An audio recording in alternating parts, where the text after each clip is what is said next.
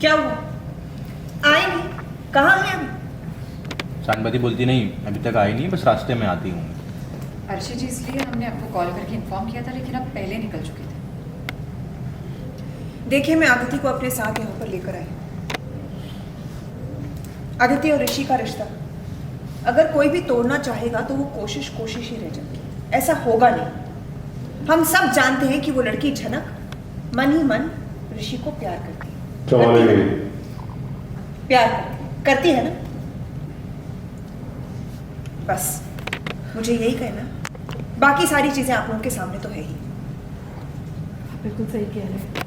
पति पत्नी का रिश्ता ऐसे ही नहीं तोड़ा जा सकता। हाँ, उनके छोटे मोटे झगड़े दूसरों को खुशियाँ दे सकते हैं, लेकिन इसका मतलब ये नहीं है कि वो अलग हो जाएंगे। वाह, झलक भी यहाँ आ रही है। शनक, पुलिस ने कहा तो है कि दोनों को साथ में लेकर आ रहे हैं। एक बार वो दोनों यहाँ आ जाए तो उन्हीं से पूछ लेते हैं कि क्या हुआ है।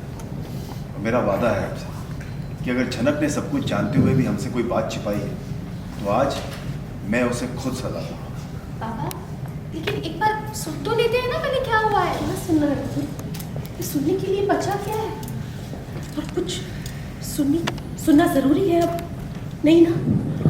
मिष्टी ने उससे पूछा, हमने पूछा, हम सबकी बात उसने डाल दी। कोई किसी को ढंग से जवाब नहीं दिया। अब दोनों साथ में आ रहे तो इसका मतलब क्या हुआ कि वो भी इसमें शामिल? मारना चाहती थी वो मेरे बेटे को। आप समझ रहे हैं? जान से मारना चाहती थी वो। हाँ, वो बहुत ज्यादा वियर्ड एक्ट कर रही थी। ऐसे लग रहा था जैसे उसको तो सब कुछ पता हो कि दादा भाई कहाँ है, उनके साथ क्या हुआ। इतना चिल बिहेव कर रही थी वो, पता नहीं क्यों।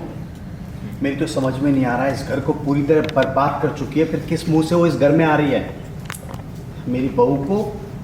मेरी बहू उसकी वजह से घर छोड़ के चली गई, लेकिन भगवान सब देख रहा है, देगा उसे उसके कर्मों का फल। मैं तो शुरू से आप लोगों से यही कह रही थी, लेकिन तब मेरी किसी ने बात नहीं मानी, मुझे हमेशा चुप कराया। अब देख लीजिए, सच सबके सामने है और जो मैंने कहा था वही सच है।